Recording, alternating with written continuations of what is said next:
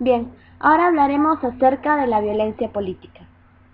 Como concepto podemos decir que es un medio común usado por los pueblos y gobiernos de todo el mundo para lograr objetivos políticos, esto es, relacionados con los poderes legislativo, ejecutivo y judicial de un Estado.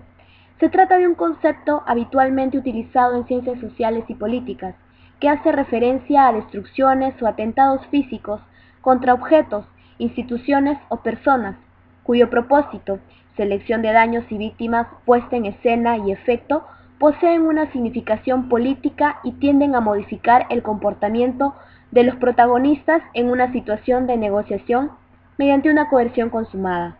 Por lo general, suele calificarse por parte del poder constituido en legitimidad como delito de asalto o vandalismo, pero sus fines, suponiendo que tenga fines, son políticos, aunque sus medios sean violentos. Dentro de la historia de la violencia política han estudiado el papel de esta muchos teólogos, filósofos, historiadores, politólogos y sociólogos, como Tomás de Aquino, que autorizó en el siglo XIII el levantamiento popular contra los gobiernos tiránicos, y en el siglo XVI Nicolás Maquiavelo, para quien la razón de Estado justifica a veces realizar el mal menor para evitar el mal mayor, y la crueldad puede estar justificada en un buen gobierno, ya que la política es una realidad ajena a toda moral, si es que es a hombres a los que hay que gobernar.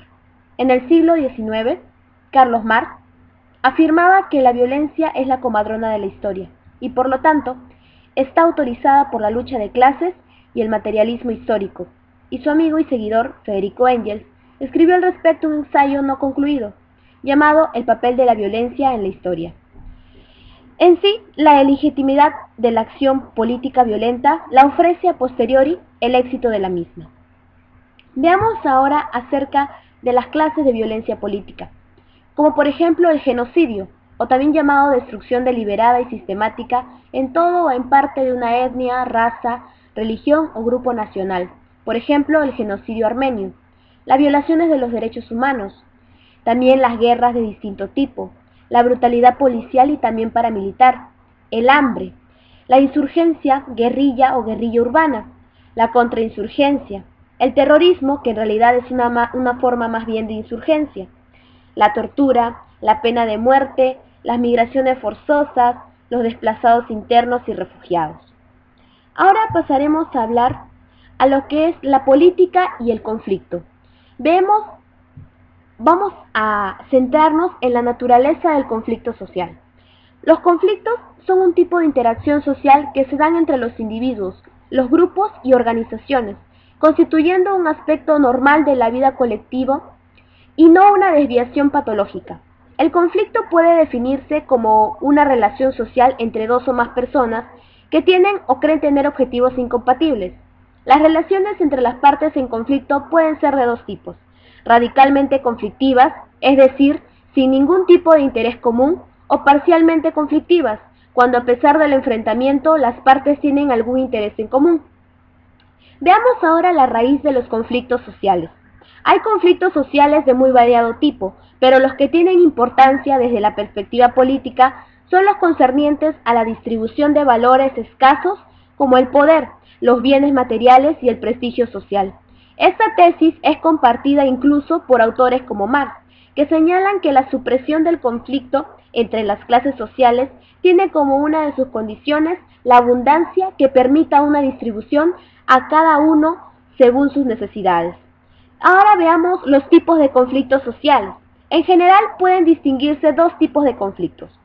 Tenemos a los que no atacan al consenso básico en una sociedad, es decir, que sus participantes no consideran que el sistema social en conjunto deba transformarse a fin de solucionar los conflictos.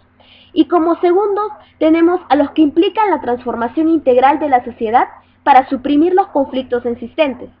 Los conflictos del primer tipo pueden desarrollarse sobre la base de la negociación entre las partes, mientras que los segundos dividen la sociedad en grupos irreconciliables que luchan por eliminar a su adversario.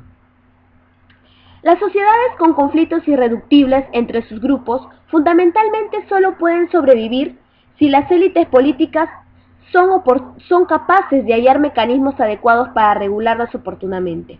Cuando este es el caso, una sociedad conflictiva puede tener un desarrollo histórico prolongado, sorprendiendo así a quienes creían ver a la vuelta de la esquina un estallido revolucionario inminente.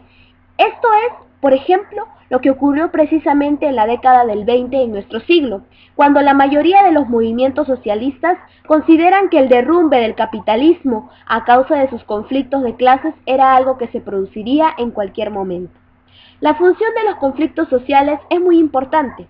En los sistemas políticos del más variado tipo, las élites se valen en lo esencial de 4 procedimientos para enfrentar los conflictos.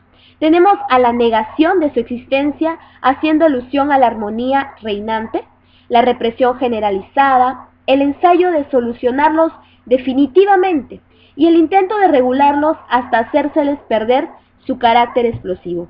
Veamos ahora acerca de la guerra y política. Cuando los conflictos internos o externos desembocan en el enfrentamiento armado, nos hallamos en presencia de la guerra. En tal sentido, la guerra es definida como un conflicto armado entre 2 o más grupos hostiles. En la guerra, los grupos beligerantes intentan obtener por medio de la violencia armada lo que no pudieron alcanzar por la negociación. En la guerra, los hombres no se contraponen como individuos, sino como integrantes de entidades políticas, arriesgando sus vidas de buen o mal grado en función de ciertos objetivos políticos que pueden o no compartir. Hasta el presente no parece haber razones suficientes para creer en la abolición definitiva de la guerra como expresión de los conflictos internos y externos de los sistemas políticos, aunque con respecto a estos últimos se da una situación inédita. En efecto, la tecnología nuclear ha creado el célebre equilibrio del terror, ya que su aplicación tendría consecuencias devastadoras. Veamos ahora acerca de la guerra de baja intensidad. Recientemente ha surgido una nueva modalidad de confrontación, cuyo laboratorio ha sido Centroamérica, la llamada guerra de baja intensidad desde la óptica norteamericana, la llamada GBI.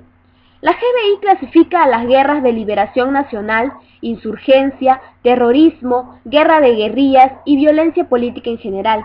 Por ser pertinente a las GBI, haremos algunas referencias a la acción contrasubversiva que se libra en el Perú para hacer frente a Sendero Luminoso. La GBI es una guerra de desgaste, de estrangulamiento, de agotamiento, que va a buscar debilitar gradualmente la capacidad funcional, operativa y logística del enemigo, actuando en los diferentes dominios de la guerra, el económico, para entrabar el proceso de desarrollo e impedir